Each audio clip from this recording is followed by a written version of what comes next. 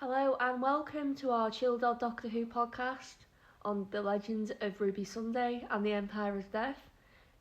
We decided to record these as a double feature because the episode is basically one big long episode.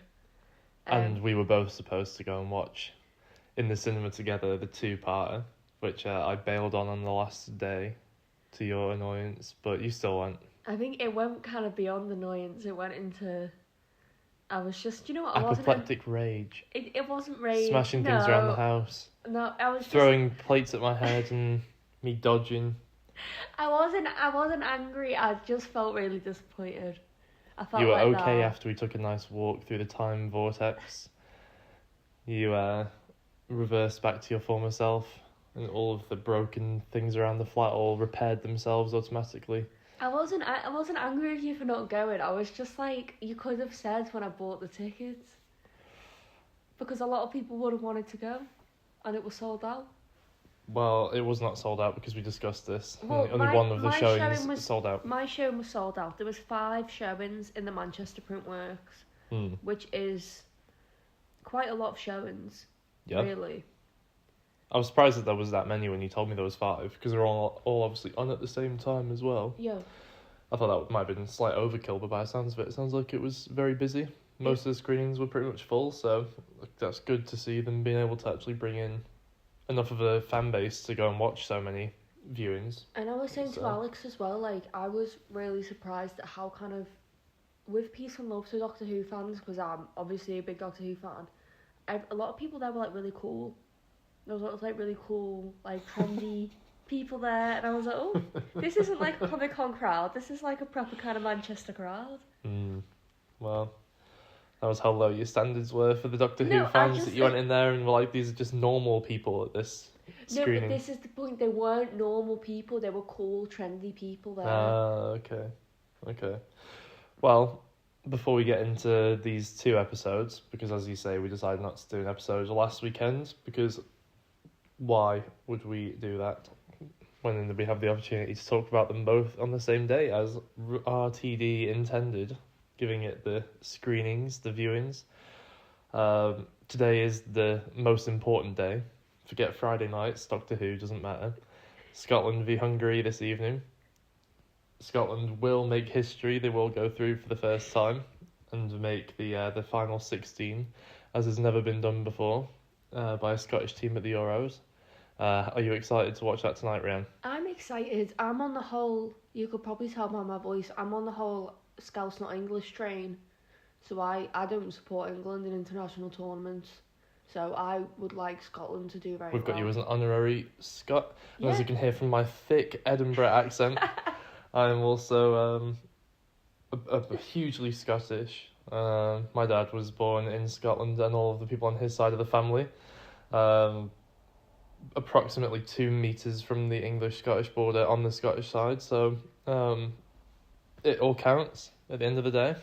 I hope that you're excited to spend the best 90 minutes of your weekend on Scotland v Hungary, as opposed to Doctor Who Part 1 and 2 on Friday night. It was really... I absolutely loved it. Rhianne is a firm, proper fan of this episode. There's been a lot of criticism for it. I think it's been overly criticised personally, compared to... I mean, the way I see it, I think I'm pretty harsh on a lot of the episodes we watch. But when I look at reviews, like Letterboxd reviews, things like that, for episodes we've seen, they all have these 4.5 out of 5. You know, all the Doctor Who fans are giving it 5-star ratings and stuff. And then this episode seems to be the one where people are like, well, no, this one just doesn't make sense. It doesn't work. And it's like, well, what's this one any different to any of the other things that people just blindly like? There's plot holes in all of them. Why is it only now that you care about plot holes? Yeah, and to me, like, the plot holes aren't even too bad. They're not massive plot holes. I don't think there are even plot holes. I don't think there are plot holes, to be honest, because he kind of didn't suggest that there was any real plot that you should be expecting it to follow, if that makes sense. Like, by the time he gets to the end, he kind of explains himself why this stuff has been happening, and by explaining it that way, it makes sense. There's no plot holes. It just maybe for some people isn't the most satisfying end to some of the plot points from this season. But I think what they had at the screening, which I think general audiences really missed out on, is Millie Gibson had like a message to be like, thank you for coming down to the cinema. We hope that all your questions get answered about where Ruby's from, but not all of your questions will be answered this time. And then that kind of set the tone for the episode going in. Mm-hmm. Do you know what I mean? And I felt like all the Ruby stuff was answered really well, and I thought that all that stuff was amazing. Yeah. And at the end of the day, that's the emotional core of the episode. Definitely. I think it just chose that way.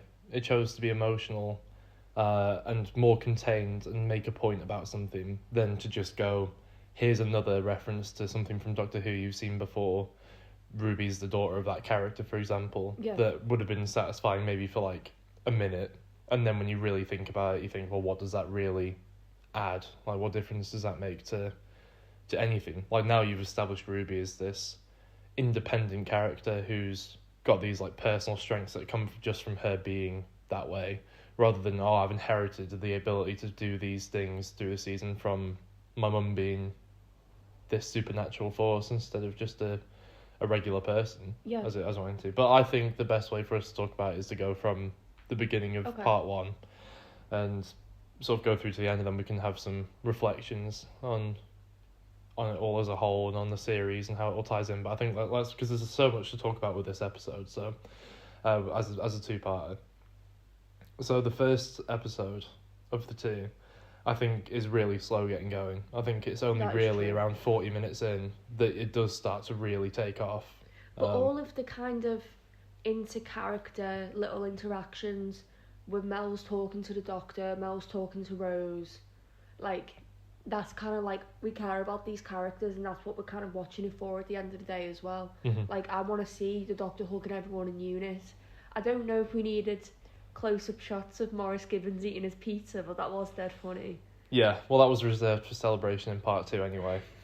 That was the payoff to his arc over the 2 episodes, was him getting to eat his slice of pizza, not only taking a bite but also chewing it afterwards, getting its own shot. Didn't say a word about it, no comments, no one mentioned it. It wasn't even like a joke for other people to go, oh, you're eating pizza at a moment like this. He's just eating a slice of pizza. I loved it though, and I liked his character. He was like deliberately annoying, deliberate kind of boy genius sci-fi trope. Yeah, and I think he was like really what sort of kicked off the first episode, wasn't he? As like sort of a new character, because I think everyone else in there you were more or less familiar with, and anyone else who you weren't were just kind of clearly going to be one-off characters, like your military guys and stuff. But I think he actually really did add quite a lot of like a lot of comedy, really. Yeah, a lot of comedy. He evened out the tone, so it would cut to Sutek, and then it would cut to him doing a funny, and then that made it more engaging. And is this when you're talking about when they're in the simulation of time? Yeah, no, when like as the threats appear and it would cut to the threat. Mm-hmm. So Susan would be like talking, and it would cut to him making a joke, and then it would cut to a threat and like the time. But I mean, that was right at the end of the episode. Let's talk about the journey there. In the first week, you can't just pretend that, as much as I'm sure you'd like to make a truly positive review, you can't ignore the first 40 minutes of that first part. It was boring and nothing happened, and a lot of the stuff had already been set up. You know, it only really started to take off when the Doctor left with Mel to go to Susan Tardis, whatever her name was. We need those Susan like Triad, interactions, and then like if you name with like Colonel Ibrahim and Cheetah Mill and that, it's like you have to name the characters that you're gonna see and then might be killed off, and then that raises the stakes. So then when Cheetah Hill dies, you actually care about him because he's got a bit of character. But that's the problem. I don't think you do care when he dies, because he gets like 3 lines of dialogue. It's not about him, you know what I mean? Like, if you're gonna have something so massive as Sutek, the way they present Sutek, I mean, I have no idea about the history of Sutek. Really. I know he was in some old stuff or whatever, or he's been a villain for like a long time. But I think all the Susan Triad stuff, it was built up to through the series. Obviously, you know, they were showing her intentionally. It was all very well planned out. And it was very, very satisfying at the end of the episode when you saw what happened to her. And I think because you knew her already, they just spent the right amount of time going into it. You know, she was being monitored by UNIT. Yeah. I think he kind of got what he needed to from her, and she was a big deal character that was going to get killed off, in quotations, at the end of the episode. And that was as much as he needed, and even she only got a few minutes, really, of coverage, but it was just felt like so much time was just wasted, and, like, I think that's a bit of the place where it sort of bit itself in the end, was that it spent so much time looking at Ruby with the mum in the simulation, and it was really playing up this, like, creepy element. You know what I mean? Like, the way she turns and points at the sign and walks past and they can't see her face. It was all meant to be very scary. And I think because of that, that made people think there's going to be, you know, something... Yeah, that Ruby's was going to kind of have this supernatural background. Yeah. That, obviously, in the end, it chooses to go the opposite way and sort of subvert that. But I think, given the introduction of Sutek and how it's all... Like, there was no connection between the hooded woman at that point in the show and Sutek being on the TARDIS, as he obviously was. No, but it's like, it's almost like a red herring, isn't it? And, like, I thought the whole emotional arc with Ruby was absolutely perfect, because the whole point is that it's not something supernatural, it's not something linked to Sutek, it's something that's deeply human and grounded. And it's this woman who's scared that she's got a baby, and she cares so much about her, she's kind of messing with the fabric of, like, space-time in a way, and she's got this ability to be cloaked because she's so, like, ashamed, or that cloaking ability is coming from Miss Flood messing with things, and that is way more interesting than Sutek. Right, what is this Miss Flood thing? Is this something you've seen online? This is something that I've just kind of theorized. This is my own headcanon, that maybe the cloaking ability and the snow... What cloaking ability, though? Because it's a cloak. Yeah, but she can't, when they're in the time window, they can't see her face, and then she glitches and goes past them. Yeah. And then the doctor's like, oh, she's cloaked somehow. And that could just be, like, the shame, or, like, people not wanting to know who she is and wanting to protect herself. I've not even really thought about that, to be honest. The whole cloaking aspect to it. But I suppose it makes sense. That's going to have to be something they're going to go back into and give a concrete answer on, though, because otherwise that just does not make sense. It's probably Miss Flood.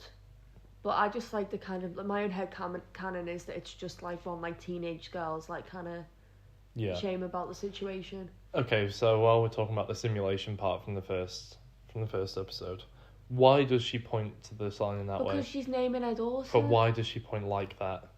Well, it's not, like...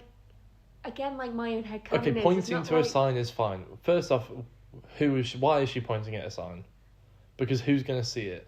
There's no one there. It's for herself, lad. Why? Yeah, what? So she turns around really suddenly, does a 180-degree snap turn, and points aggressively at a sign that says Ruby Road, and that's supposed to be her naming her child when she's completely by herself. She could have left a note. Well, it makes no sense, if we're being completely honest. There's nothing about that makes any sense as naming a child. No, it's good. It's good. It doesn't make sense at all. I think it makes sense. I think it's all very emotional. It's not very literal. It is very emotional. There's nothing wrong with the emotion of it, but it doesn't... Why... I think what he's done is he's gone, I want people to believe that this is going to be something supernatural and scary. And he's made it look supernatural and scary on purpose. Yeah. And then when you actually find out it's not something supernatural or scary, you're like, why was it done like that then? And there is no answer. Because the answer is, I wanted you to think that it was supernatural and scary in the first place. I think, like, this season, Russell T Davies has been trying to pull, like, a Moffat. I think he saw, like, kind of the success of Moffat, and he's trying to do his own kind of twists and turns and things. And he just doesn't have he doesn't have the ability to do that in the way that Moffat does. Not with the overall story, definitely. I think he has the ability to write the dialogue to sort of go through individual scenes. It's good enough for that, but I don't think he has that sort of long view of it that you kind of need. Yeah. To go for something that's super twisty and stuff, really. Like, to have that kind of story. But anyway, so at this point in the first episode, we've seen this simulation. Then that's followed by the death of Cheetham Hill. Cheetham Hill. And That got in the cinema. Someone went to someone else. He's from Cheetham Hill, like you, isn't he? He goes, shut up. got a few laughs out in Manchester. Yeah. So we've got the death of Cheetham Hill, and then the sort of manifestation at that point sort of happens at the same time. You know, what did you think of everybody getting Infinity War Thanos snapped? Well, I suppose that was more a second part thing. So let's talk about the way that they were introduced first. Okay. Because so we had Harbinger, one of the most clumsy. That was cool. That was not cool. No, but that was not cool. I was thinking. It wasn't Harriet Harbinger. Yeah, but it's a callback to the Devil's Chord. What's the Devil's Chord? The Beatles episode. Where the start of the Beatles episode where there's that little boy playing the piano. Mm-hmm. And his name's Harry Harbinger, and then that summons Maestro. Maestro even. Okay. So why is there a Harry Harbinger and a Harriet Harbinger then? Because the gods bring harbingers to like tell them that they're coming. So it's like an Easter egg to be like a god is gonna be in the episode now, and that's the level of threat. It's a god. Okay, I'll buy it. I'll buy your explanation, but I still don't think it's the strongest. The problem I have is with a name like Harriet Harbinger, how do you get deep into the unit headquarters? Yeah. It's like if I went to go work for MI5 and my name was... you know what? She had no idea herself that she was anything aside from just a worker for unit. They established that. Same with Susan Triad. They thought they were the people that they were. Yeah. It's just a bit of trolling by Sutek to name the character Harriet Harbinger. Sutek Rickroll. I mean, Sutek is a bit of a joke, if we're being honest. Like, anyway, so Sutek is sort of manifesting at this point. Harriet Harbinger is turned into a monster as well. But let's talk about the actual Susan Triad transformation, because that was the bit that was really amazing. cool. Amazing. It was when she was like... Well, first of all, when she was walking out on stage and she was doing that whole Theresa May dance, and then she was talking about how her dad was like a postman and a din lady, and then in the Beatles episode, she was the din lady for the Beatles, so that could be like an in-universe kind of explanation. Yeah. And it was just sick, and like, and when she was talking about her parents, it was like meant to be like a Keir Starmer comparison. I felt like maybe that these people are like sleepers for something that they don't understand. Right. I don't know. That's very like RTD kind of years and years kind of take. Yeah. And then, but when she's like having that, it's just acted perfectly. The actress who's Susan is like insanely good. Yeah. And then when she's like collapsing and she's on her hands and knees, it's genuinely really scary. It is. And then when her face is revealed, I think it looks fantastic. It looks amazing. I think it's really good makeup, and it like really makes it credible. You know what I mean when you see it, which is really good. That's what you want, really.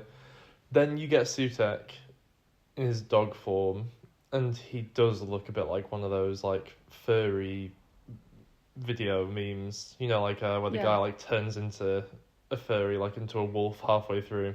It's not. I don't think it's the best design. I think it's like he's too like big on screen, and like it just means that. I mean, the Doctor never has hand-to-hand combat anymore. I mean, this Doctor has no hand-to-hand combat, I don't think, in this whole series. Me and Alex were watching some of the old John Pertwee ones where he was proper fist fighting, wasn't he? Mm-hmm. And it was like, you wouldn't get that anymore because he's so non-violent. Yeah. But just the dog wasn't scary. No. He was just a big dog. Yeah, and I think, obviously, as a kind of ending to that... They didn't go... I think he knew it didn't look amazing, because usually if you've got a character like Sutek would be the one sort of threatening everyone, but they used the Susan Triad... like Half-Life being... Yeah. As kind of the voice of what was going on at the end of that episode to kind of keep it cool, because they knew they had something really good at the end of that first part. Yeah. And then in the second part, because I think we can move on to the second part now... Sutek begins talking, and I'm not gonna lie, that the voice was terrible on Sutek. You said you couldn't understand a lot of the things he was saying. Yeah, I was in the cinema, like, if I was at home, I'd have subtitles on right now. Yeah, it was difficult. It was difficult to understand what he was saying, and even when you could understand what he was saying, it was proper hammy villain dialogue. Like, there was no like sort of cleverness to it or anything. I think Sutekh overall, obviously, he was very powerful. You know, you saw like what he did. He destroyed all the life everywhere in every universe the Doctor's ever been to. Everyone was Thanos snapped. Yeah, because he was riding on the back of the TARDIS. In every episode you've ever seen, Sutekh is riding on the back of the TARDIS. I hope that when you go back and watch episodes now, you can enjoy them thinking about that. I saw something online and it was like, do you know how David Tennant was having like picky tea at Donna Noble's house? Yeah. Chatting to all of them. Does that mean Sutekh was on David Tennant's TARDIS? Yeah. Oh yeah, he was on every TARDIS. Is he on the TARDIS with Actually, no. Do you know what? Maybe that's safe. I mean, it's not safe anyway because he's already been to that planet. Yeah. That version of Earth that Donna's at. So it still got destroyed anyway. I mean, David Tennant and Donna were turned into dust along with everyone else. So they're dead anyway. At this point, everyone's dead. But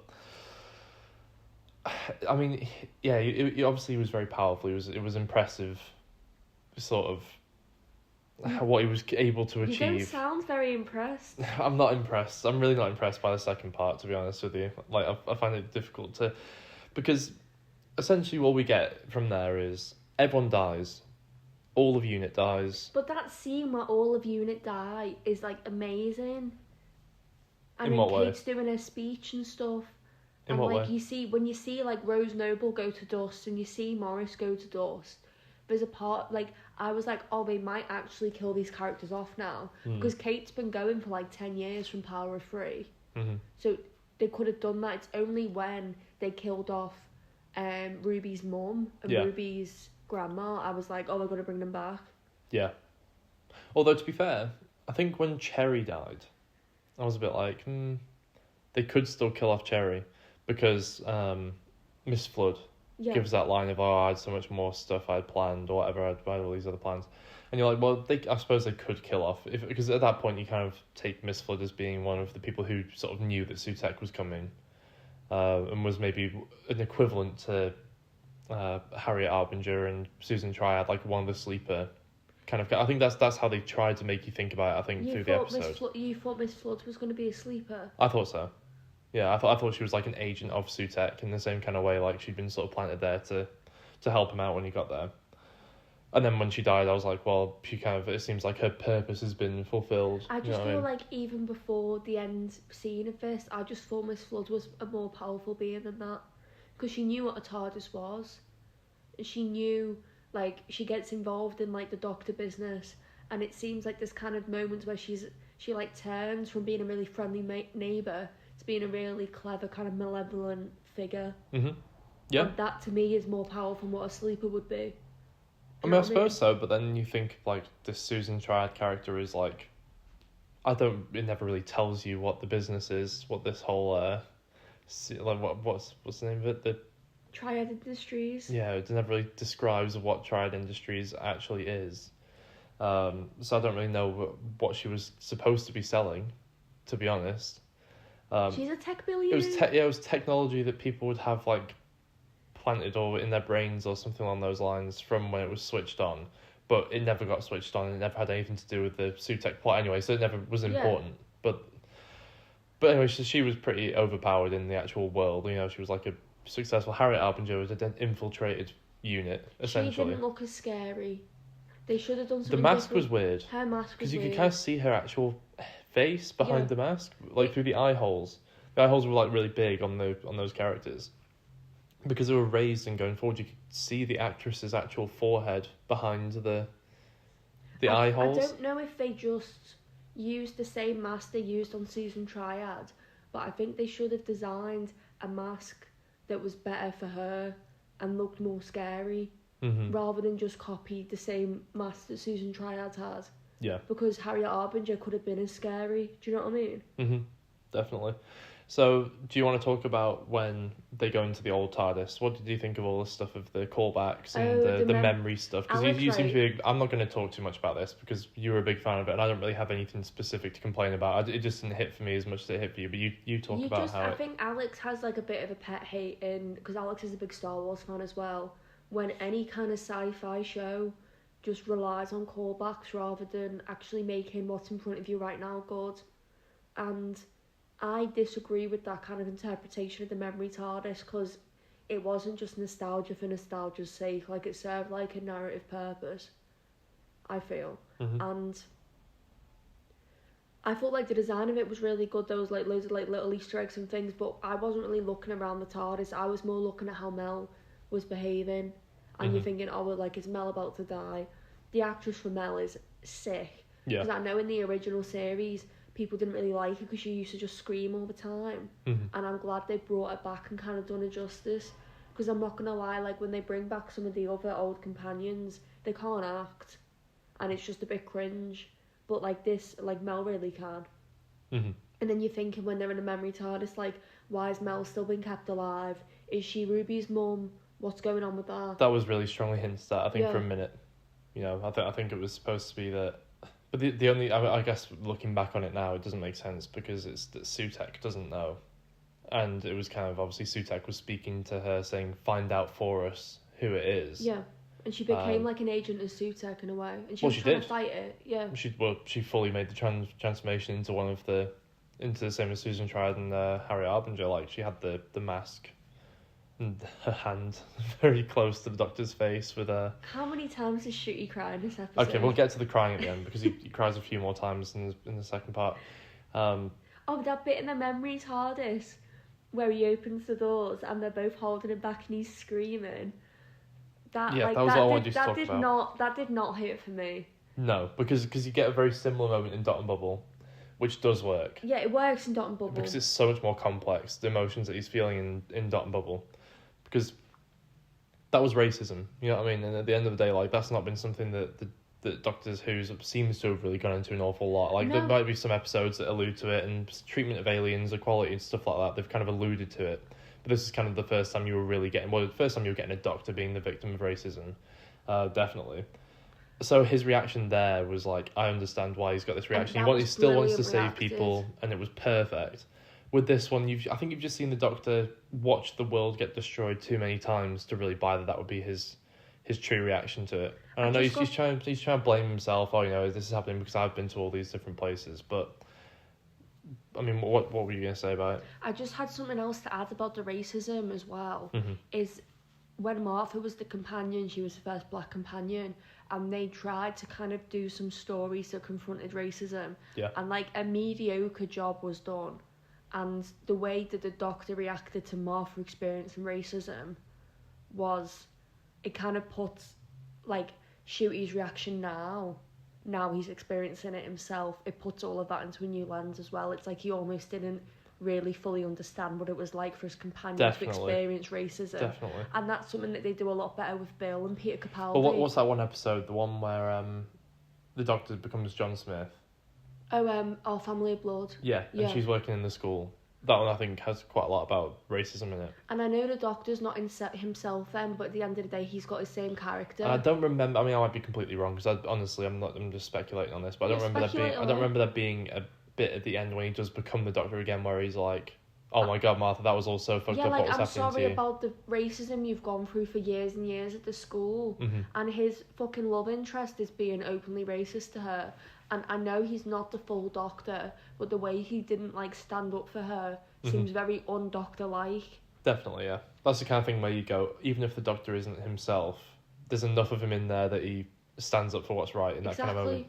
And I think going from that to that Shooty moment it makes it more powerful because 100%. It's like, yeah, like you say, he's finally understanding that that's something he maybe has not been able to understand, like in a human sense.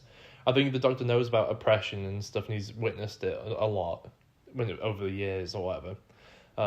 But I think him personally experiencing racism, obviously it's the first time we've seen that. So yeah, I can understand why they would give him a whole new lens on it, and the way he reacts, I think maybe going forward will be different. And it's not what's so good. I know this episode isn't Dot and Bubble, but I absolutely love Dot and Bubble because that reaction, he wasn't even upset at himself experiencing the racism. He was upset at these people dying for no reason, and like he couldn't do anything. Yeah. And he like felt limited, and he's like, I shouldn't even feel limited because I'm the same person. I always have been. Have been. Definitely. And then you compare that to him screaming into the void because he wasn't good enough to save people. You're like, well, you sound like a bit of a bitch. at the end of the day. Doctor's a bitch. It's like when Mel's like, stop fucking glycerin and get up and like sort it out. Yeah, absolutely. And like, I do like this new emotional doctor, but he doesn't need to. We need to see him being the doctor, and we need to see him saving the day and being because it's fucking sick when he does that. Yeah. I love it when there's doctor moments. That's why I watch the show. Yeah, 100%. And like in this episode, what does the spoon do? I thought Remind the spoon me. was Remind sick. me. Remind me.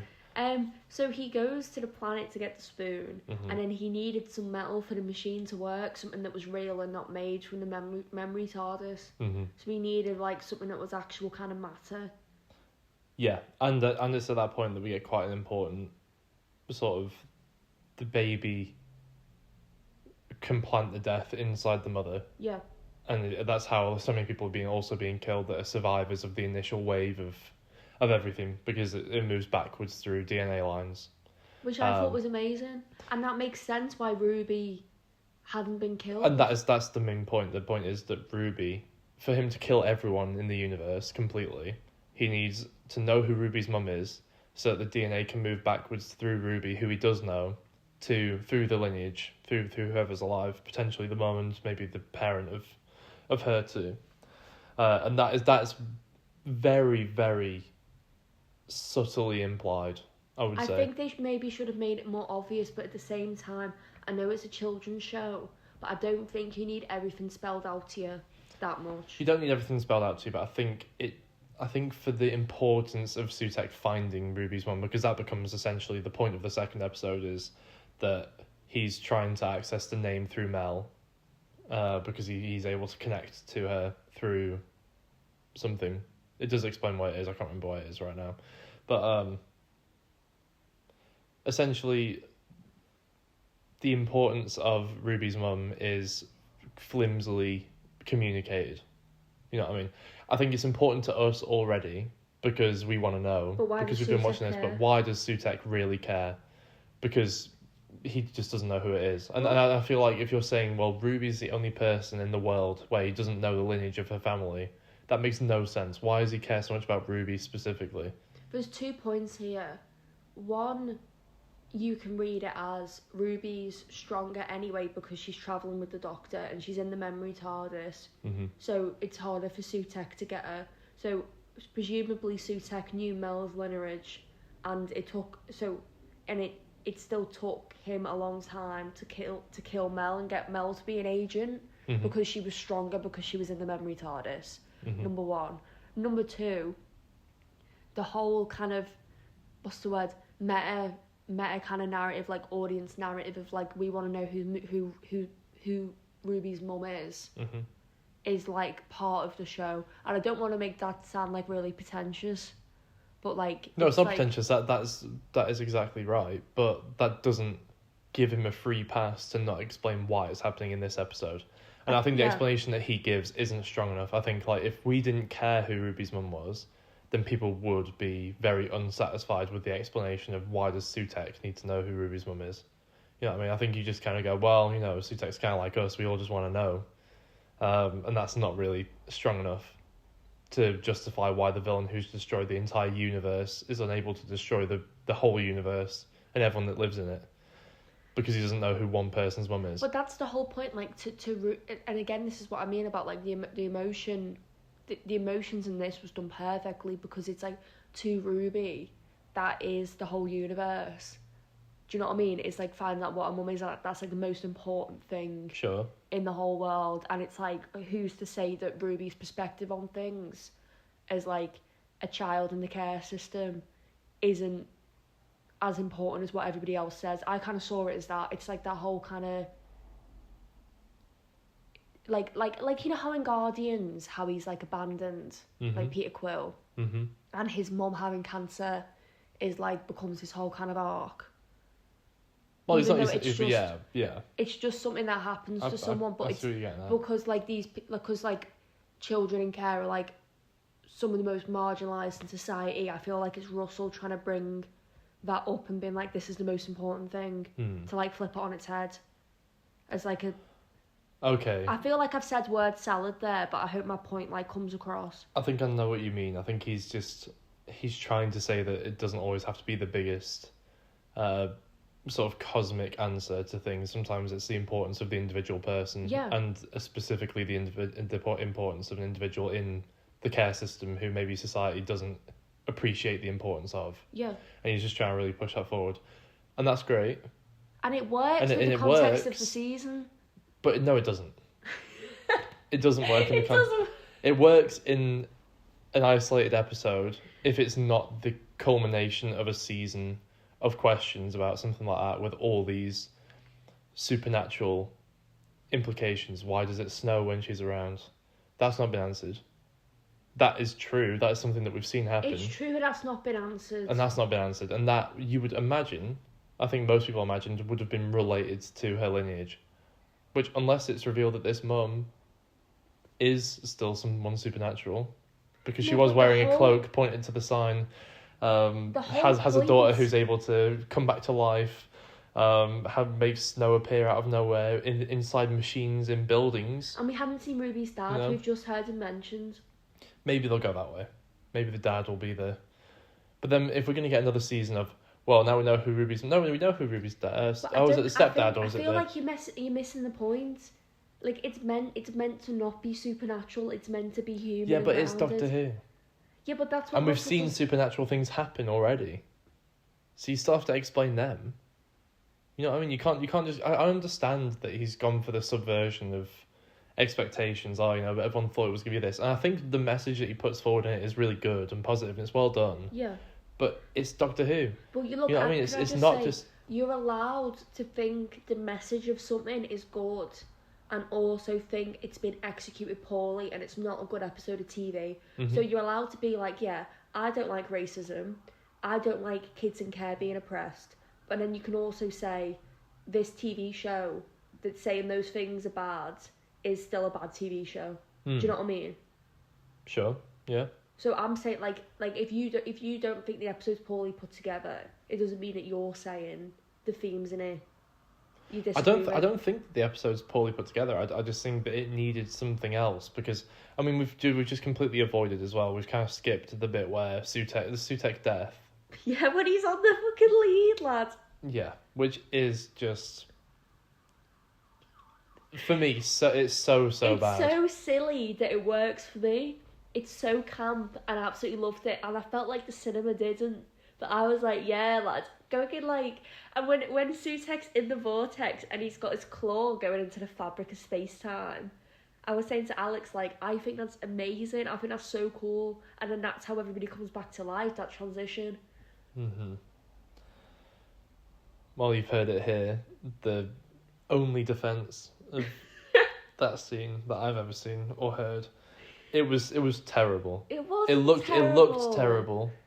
It looked really bad, like visually, and it was just so stupid. How many times are they going to bring these big characters in and give them these stupid deaths?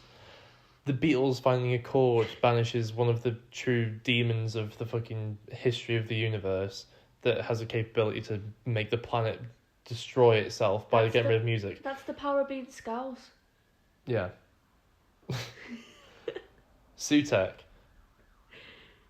That is... he's destroyed the entire universe. Like, every planet the Doctor's ever been to, and that's the way that you choose to visually kill him off. But do you know what annoys me, right, is you know how, like, people, like, the old heads are like, Sutek's meant to be really powerful, he's meant to be this god. I watched a clip from the Pyramids of Mars where he got vanished. It was comical, lad. It was him in a guy in a fucking Toys R Us mask at this, like, really shit-looking portal going, no, don't destroy me, no, going, like, really small. And I was like, even for the 80s, lad, like, this is not on. And, like, what we saw on the cinema screen objectively looks so much better. And what people remember in their heads from the classic era is not as good as what they remember. And when it comes to stuff like visuals and the power of villains. Yeah, okay, well, I'll take that, but I think that it doesn't change the fact that it was terrible. It wasn't terrible. It was. And then when I'm saying it, I mean Sutek's death, not the episode or anything like that. But anyway, so Sutek's gone, Everyone's happy. Ruby finds out who her mum is, and then she has the big meet up scene, which I think you found very Amazing. very good. I'd like genuinely like one of the best scenes in like television or film.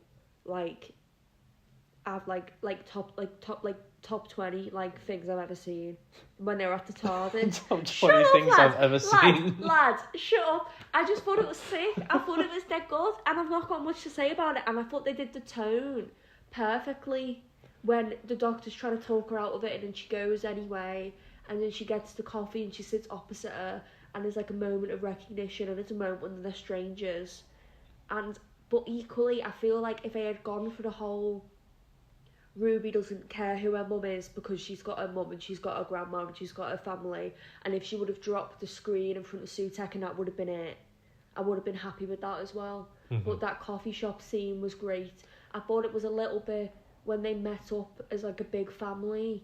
Yeah. I wasn't as keen on that. It was okay, Yeah. but I didn't understand why Cherry Sunday was out of bed. Yeah. No, I get that. I think it was a really good emotional scene as well. The cafe scene. I don't know if I'd go as far as to say it was my top 20 things I've ever seen. It was sick, lads. It was so well done. It was very good. It was really good, and it was nice that, given that he did subvert what people wanted, that he gave them such a nice emotional meet-up scene, because I think a lot of people will have been won over by that. Yeah. I think it does like a lot more to progress Ruby as her own person too, if she's going to come back into it in the second season. So I think it's all. I think that was all well done. I think for me, it's only the disappointment that it wasn't something else in the first place, and not necessarily how they handled it once you knew who the mum was. I think that was a really good, strong ending for Ruby, and then the goodbye scene with the Doctor I thought was good. I think overall in this series, I think they've had a really good relationship with each other on screen. I think you can tell that they mean a lot to each other. You've got a controversial take on that TARDIS scene. No, it's not. I don't think it's not controversial. It's just interesting. I think that there is a hint of romanticism to the "I love you." Okay. I don't think it's like entirely that, but I think the way it was delivered, and I think that might have been how it was intended to sound. I think there's a little bit of a romantic thing, and I think that might just be a kind of typical Doctor has this. Oh yeah, absolutely. Yeah. I thought, well, this current Doctor, 100%. You know. He fruity for real. But yeah, absolutely. I think there was an element of that to it. I think it was like a nice send off though. I think it was nice because we know that she's going to be back as well. That they didn't try and make it too final. I think it was like very much a temporary goodbye. That all the I'll see you again stuff. I think it was really well done, and it was really good emotional ending to it after that.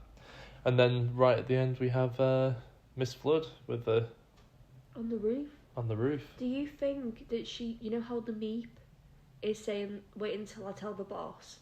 Do you think Miss Flood is the boss? I don't see how that has been implied at all.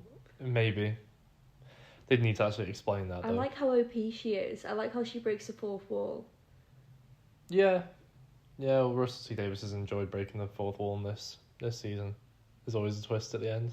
I showed Alex this meme from tardisposting, and it was that scene where he's like, there's always a twist, and then instead of transitioning to the song, it just transitions into like heavy metal. The corn twist. Yeah. It works well. Never. Very good. Well done, tardisposting for that one.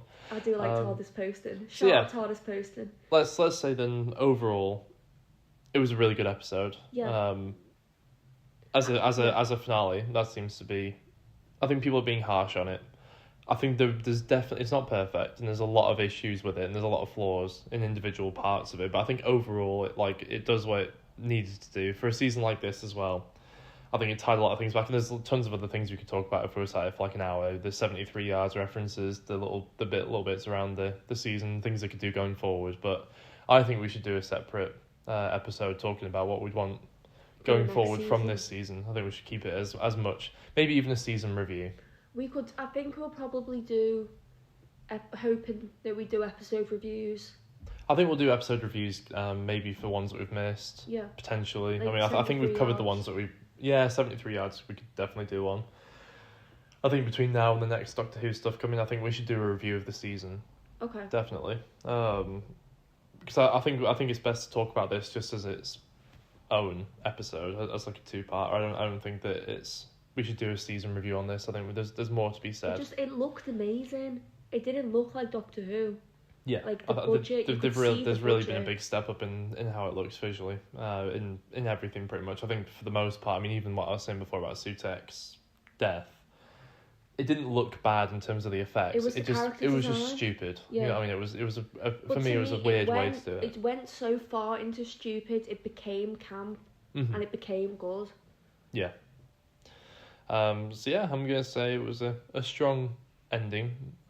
I think for me it was around a 7 out of 10 episode overall as a two-parter. Which is not bad. Out of 10. A 9 out of 10. And there you go. I think we've covered it. I hope you enjoyed listening to this. Thank you so much for listening. And thanks for that. Thank you. I'm picturing Sutek on his lead in the time vortex again. They just start. You know when you were talking about there's been some bad things in this episode. It was like it's mainly that. Yeah, I think that sums it all up. That sums up a lot of this episode. I think that's Sutek death. But we'll leave it there. Thanks for listening. Thank you. We'll be back with our season review sometime in the next upcoming days or week. So, wow, how specific. Thanks very much for listening. We hope you enjoyed the two-parter in this season. We appreciate your listens. It's fun for us to do this. We haven't got a huge number of people watching these, but we enjoy sitting here and discussing it. It gives us nice conversations with each other, and it's just a way for Rhianne to get her Doctor Who obsession out there to other people who might want to listen to. So I feel like I've converted you now, though. I feel like you are kind of a fan, even if you're scared to tell people at work you watch it. Maybe a fan. Maybe we'll become more of a fan as we watch more of the older episodes as well. But yeah, thanks very much, guys. We'll be back soon.